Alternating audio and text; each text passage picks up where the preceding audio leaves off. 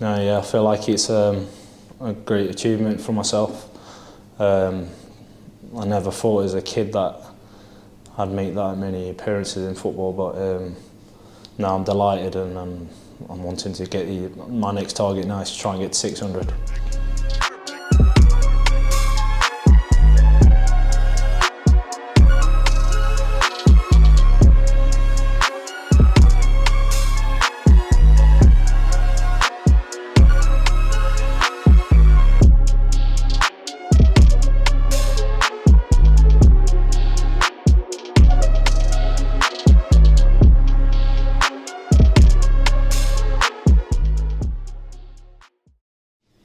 Talk to me how you first got into football as a kid.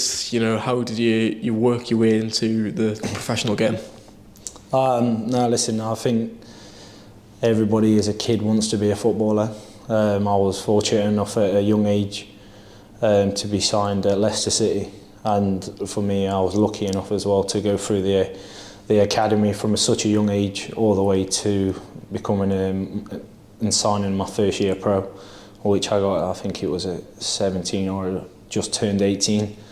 But like you say, listen, it's hard to get that contract, but I was lucky enough to get it in the end. And everybody I played with at Leicester or trained with when I was there and younger helped me to get to where I am today. There were some really good footballers in that team when I was there. I didn't get the opportunity to actually play for them in the league or anything, but training every day with them and learning from some of the best that was at the club at the time it helped me massively to go on to do what I've done in my career. And your next step was leaving on loan. As a teenager, going out to a different environment, what's that like? It's tough when you're young because you go into another team, and I think I was only 18 when I went on loan to Burton Albion, and of course I didn't know anybody at the club that I was going to at the time, but the club Leicester believed in me that I needed to get game time and get used to playing first team football, and it was a great turning point for me going out at such a young age to play football, but I loved every minute of it. Yeah, it was nice. Of course, like I said, I went on loan to start off with at Burton.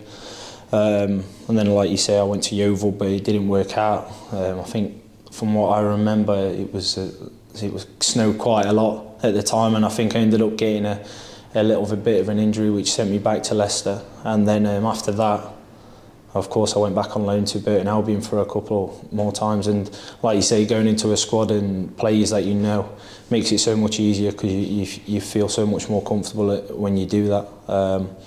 But listen, every loan I've had when I was that age, I always tried to do my best for the club that I was at, and it helped me as a person and as a player as well.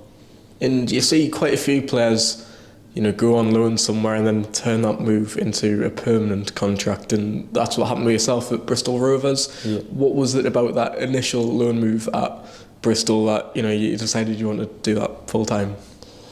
I think it's a tough one, this one, because I can remember going on loan to Bristol and I had a really good little loan spell when I went there. I remember there was another centre-half from the same youth team as me who I played with in the youth team, who were both on loan at the same time, and I'm sure the rumour was at the time that they wanted to sign both of us at the same time, but the club wouldn't allow it, from what I can remember. But at the end of it, we both didn't sign. I ended up signing, and listen, I had 4 great years at Bristol Rovers.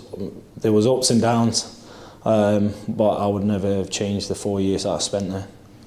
And so early in your career as well, and I think you got promoted as captain as well. What was that like, taking on that responsibility at such a young age? At the time, it was unbelievable. Being captain of a big club like that was amazing, and having that confidence from your manager at the time to make you captain was amazing for me.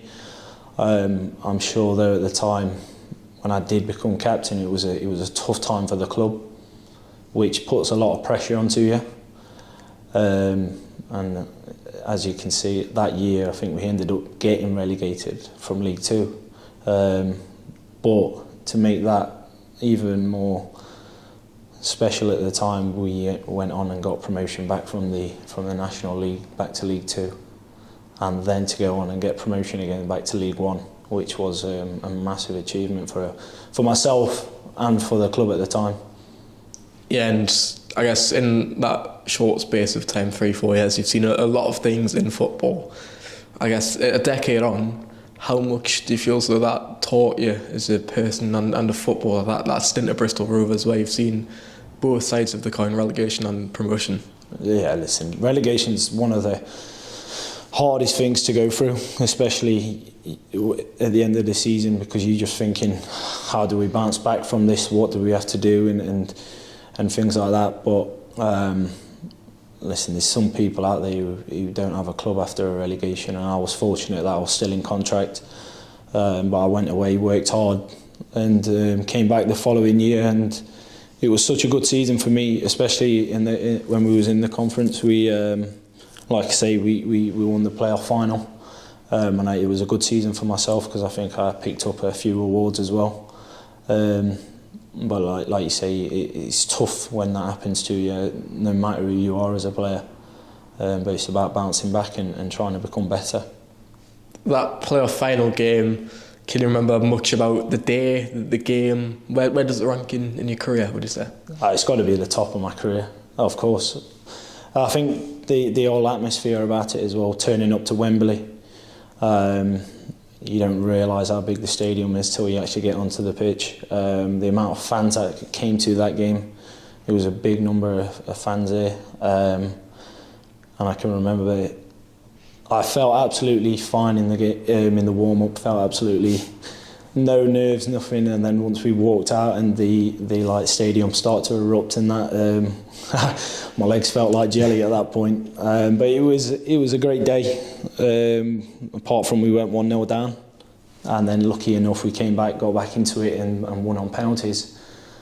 But the feeling after was amazing. The only probably downfall after is that I think I got sunstroke. I did feel quite ill after it, but I did party after that part. But it was an amazing feeling and something that I would love to do again. And how did the following season pan out for both Bristol and yourself personally? Yeah, the following season was the same. We had a steady start in League Two at the time, and then we went on a good run of games where we picked up good points, and it, for some reason, got us into the playoffs, and then we just built on it and we just took each game as it went. I'm sure towards the end of the season I weren't playing as much as I wanted to, but listen, I wasn't playing, but I was still part of the squad at the time, and the squad that we had at the time pushed everybody to the limits to make sure that we was at our best, and it worked because last game of the season we ended up getting promotion, top 3, by winning the last game of the season, and I'm sure it was Accrington who drew, which put us on the same amount of points, but we had better goal difference. And after leaving Bristol, you moved to a few clubs around the Football League, but just the actual decision to move on from Bristol, how tough is that? You made it a home over the space of 5-6 years, however long it was there. How was that, leaving a club where you've been ever consistent for? Yeah, it was tough. Listen, I was at a great club at Bristol Rovers at the time. And like I said then, I wasn't playing as much as I felt like I could have done towards the end of that. But listen, I took on a new challenge, and I took on the challenge, and listen, that following year didn't work out when I moved to Leyton Orient for whatever the reason was. But then after that, I moved to Carlisle, which I had 2 great years up there. And the reason I signed for them, they just missed out on the playoff final. And the following 2 seasons I was there, we could have easily made the playoffs, but we just missed out. But listen, the decisions I've made of the clubs that I've gone to have been I've always felt been the right decisions. Listen, football's hard, especially trying to get into the playoffs or even get promotion. It's one of the hardest things to do. How has it been off the pitch? You've moved to London for Leyton Orient, you've went to Exeter, you've been all the way up to Carlisle, Scotland as well later in your career. How is it, life off the pitch as a footballer? How have you found all of the moves, the travelling, the family aspect of things? How have you found everything? No, I think the younger you are, it's probably harder because you want to be around your family. But once I moved from being at home to Bristol, you just get used to it. Like you say, listen, I've probably lived it every part of the corner of the country. But no, it's tough being away from family, especially like around Christmas times and things like that. But listen, at the end of the day, it's my job and it's what I wanted to do. So you have to make these sacrifices at times. But listen, like I said, I don't regret any of the choices that I've made, clubs-wise, going to. And you enjoyed a massive amount of appearances at Carlisle. Took the move to Exeter and you played a lot there as well and challenged towards the top end of the table at Exeter as well. Yeah, listen, like you say, Exeter, I loved Exeter as well. Every club that I've been at has been fantastic, but I really enjoyed my time at Exeter. Especially my first year, we just missed out on the playoff. We lost in the playoff final. I think that was a tough season because it was the COVID year when it all started. And I think just before COVID actually kicked in, we just dropped out of the top three. We'd literally been in the top three all season. And a couple of games before that, we just had a sticky run where I think we'd lost maybe 1 or 2 games back to back. And it knocked us out of the top three. And then, of course, as time went on, with COVID, it was difficult. And then they made the decision of it was points per game. So we had to go through the playoffs and get to the final, which we did, and it was a good time. But it was a tough time as well because losing at Wembley, the way we did, it was harsh. It hurt quite a lot. And from Exeter, you moved several miles up the road to Livingston. How did that all come about? Obviously, a new challenge, a new league, and a new country as well. How did that happen? No, I remember I did after my 2 years at Exeter. I was out of contract, and my agent, rang me and said, "Listen, Livingston are wanting to sign you. How do you feel about it?" And I felt like it's a great opportunity to go and play a different kind of football in a different country. So moving to Scotland was, for me, a massive decision for my family. But I enjoyed it while I saw up there. But it was a very tough time as well because I think everybody knows that at the time I was out injured for quite a while. How much does family play into the decisions you make? As a footballer, I've already talked about moving away, but you said that it was quite tough for you. Yeah, it was. We just moved back home from Exeter, and then the next minute, we're packing all our stuff up again to go back to moving all the way to Scotland. And we just got, me and my fiance just had our daughter. We was born in the December, so it's difficult because you're moving your kids around a lot as well. The only easy part about it is that our kids were so young at the time, they don't know what's going off as much. But she had to make massive sacrifices to follow me in my football, and it's a credit to her. But listen, I went to Livingston and it didn't plan out as much as I wanted it to, just not because of the way I was performing or anything. It was just, I had a serious injury that kept me out for quite a while. But I always said that I'd come back stronger from it.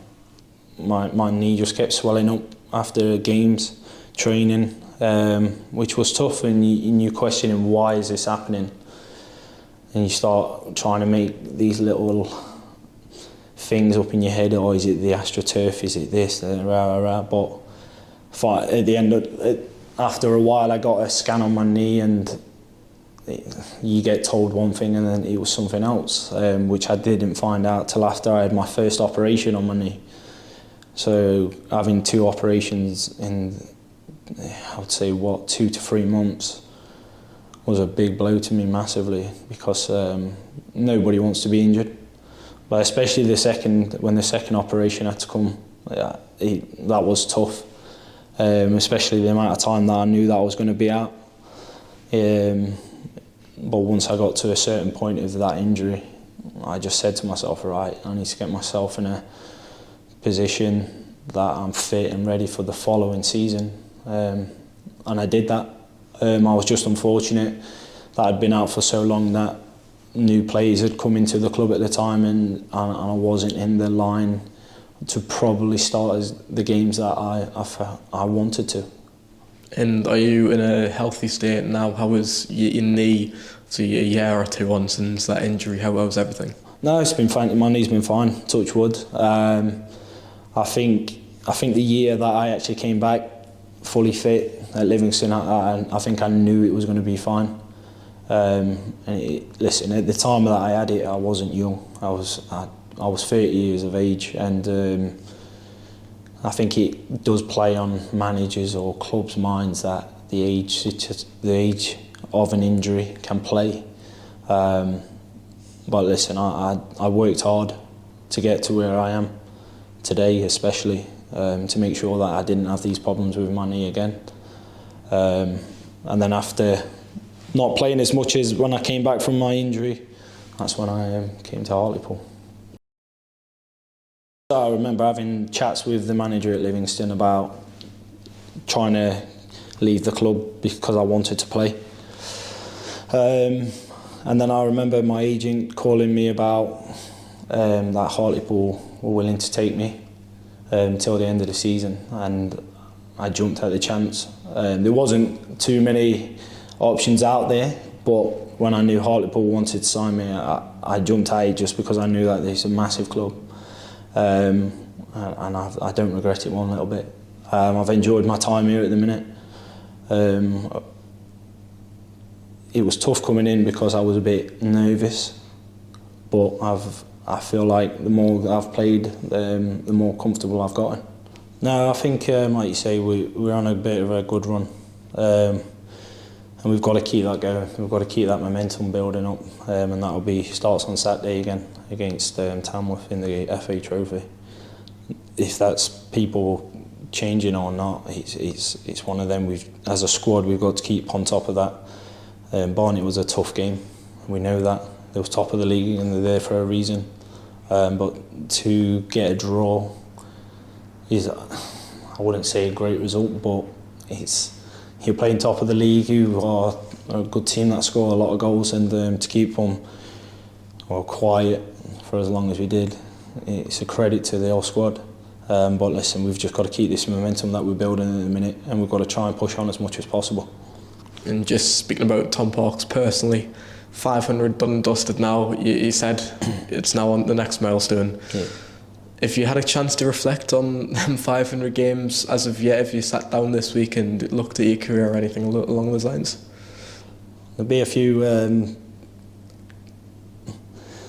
changes in there, I know that for sure. But no, listen, I think everything that's happened in my career has happened for a reason.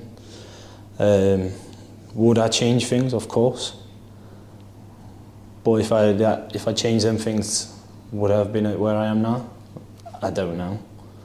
For me, it's just about learning, and if I needed to change things, it was about doing it at the time that I did change them. I'm just happy that I've got to where I am. I believe I've still got a lot more in me to give.